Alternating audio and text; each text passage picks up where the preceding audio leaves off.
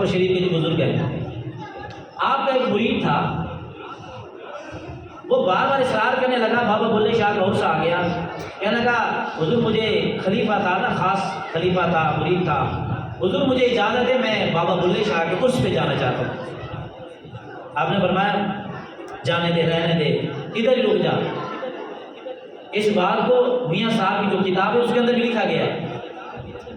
وہ بار بار اس طرح حضور مجھے چھٹی دے دے، میں بابا بلے شاہ کا عرس ہو رہا ہے، سارے لوگ جا رہے ہیں، میرے دوست رشتہ دار، میں بھی وہاں جانا چاہتا ہوں، مجھے اجازت دے دے۔ جب بار بار اس نے اجازت مانگی نا تو میاں صاحب نے اجازت عطا فرما دی۔ فرمایا ایک کاغذ کا ٹکڑا لیا، وہ کاغذ کا ایک اتنا بڑا ٹکڑا لے آیا، آپ نے ایک لکڑی کا ایک تنکا اٹھایا، کوئی دوات نہیں، کوئی قلم نہیں، آپ نے اس کے اوپر ایسے کچھ لکھا۔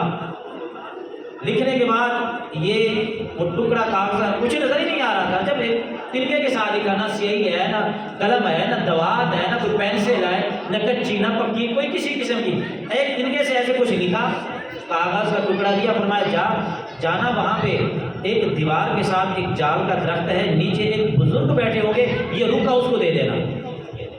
آپ نے بھیج دیا، چھٹی دے دی۔ اب وہ غلام مرید کو جب چھٹی مل گئی تو چلا کہ بابا بلے شاہ رحمۃ اللہ تعالیٰ نے ان کے عرس پر جب وہاں پہنچے تو جال کا درخت تھا، نیچے دیوار کے ساتھ ایک بابا جی ٹیک لگا کے بیٹھے، جا کے رکا، ان کو پکڑا دیا، بڑے حیران بھی ہے، پریشان بھی ہے، اس پہ لکھا تو کچھ بھی نہیں ہے۔ بابا جی نے پڑھا، ایسے رکا، پڑھنے کے بعد مسکرا پڑے، ہنسنے لگے، پھر جال سے ایک ایسے تنکا توڑا، دوسری سائڈ میں انہوں نے پھر کچھ لکھا، اور نہ کوئی قلم ہے، دوات ہے، کچھ بھی نہیں ہے، کوئی پینسل نہیں ہے، ایسے لکھنے کے بعد فرمایا یہ واپس دے دینا رکا۔ اب وہ مرید بڑا پریشان ہے کہ انہوں نے لکھا، مجھے کچھ نظر نہیں آیا، اب انہوں نے پڑھا بھی ہے، ہنسے بھی ہیں، پھر ادھر سے لکھ بھی دیا ہے، کوئی بات سمجھ بھی نہیں آتی، یہ ماجرا کیا ہے؟ جب یہ واپس آئے میاں صاحب نے فرمایا بھی ہو کے آ گئے ہو؟ جی حضور۔ روکا پکڑایا تو آپ نے پھر وہ پڑھا دوسری سائڈ، آپ بھی مسکرانے لگے۔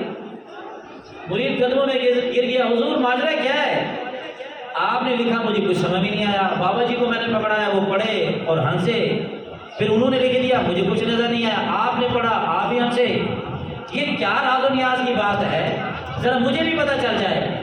آپ نے فرمایا جس کو تو نے جا کے روکا پکڑایا تھا نا، تو گیا تھا نا بابا بلے شاہ کے عرس پہ، صاحب مزار کے عرس پہ، بابا بلے شاہ تو دنیا سے جا چکے تھے، جس ہستی کو تو نے جا کے روکا پکڑایا تھا وہ بابا بلے شاہ ہی تھے جو مزار سے نکل کر بادشی فرما، یہ اللہ کے ولی ہیں، وہ بابا بلے شاہ ہی تھے جس کے مزار کو لوگ چوم رہے تھے، وہ مزار سے نکل کے باہر بیٹھے تھے۔ یہ اللہ والوں کی زندگی ہوتی ہے، وہ اللہ والے ایسے ہوتے ہیں۔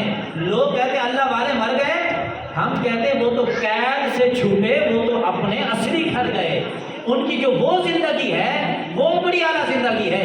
قرآن ہمیں بتاتا ہے، فرمایا لوگو تم جو میری راہ میں ایمان لائے، اچھے عمل کیے، تم یہ سمجھتے ہو وہ مر کے مٹی میں مل گئے، فرمایا ثواب محیا و مماتہم، قرآن بتا رہا ہے ان کی زندگی موت دونوں برابر ہوتے ہیں۔ سامع یعقوب، تم ان کے بارے میں بری فیصلے کیسے کرتے ہو، تم ان کے بارے میں بری بری باتیں کیسے کہتے ہو؟ جو میرے ولی ہوتے ہیں، ایمان لاتے ہیں، ایمان لانے کے بعد اچھے عمل کرتے ہیں، فرمایا ان کی زندگی موت دونوں برابر ہوتے ہیں۔ اب وہ بابا جی کا مرید کہنے لگا حضور پھر چلو یہ تو بتا دیا، یہ بھی بات سمجھ میں آ گئی کہ وہ اللہ کے ولی ہیں، زندہ ہیں، یہ تو بات ہم پہلے بھی مانتے ہیں، یہ جو آپ نے یہ چکر کیا ہے، ادھر لکھا انہوں نے ادھر لکھا، یہ معاملہ کیا ہے؟ آپ فرمانے لگے میں نے یہ لکھ کے دیا ہے، بابا بلے شاہ کو میں نے رکا لکھا ہے، پھر تمہارے مزار پہ بہت سے چرسی موالی، یہ بہت سارے لوگ بھنگ پیتے ہیں اور ڈھول ڈھمکے یہ سب کچھ کرتے ہیں، آپ ان کو روکتے کیوں نہیں؟ میں نے یہ لکھا ہے۔ تو اچھا آپ نے عرض کیا کہ حضور پھر انہوں نے جواب میں کیا لکھا ہے؟ فرمانے لگے انہوں نے جواب میں یہ لکھا ہے کہ میں اتنے لوگوں کو کیسے روکوں، تجھ سے ایک بندہ نہیں روکا گیا، میں اتنے بندوں کو کیسے روکوں؟ تجھ سے ایک بندہ نہیں روکا گیا، میں اتنے بندوں کو کیسے روکوں؟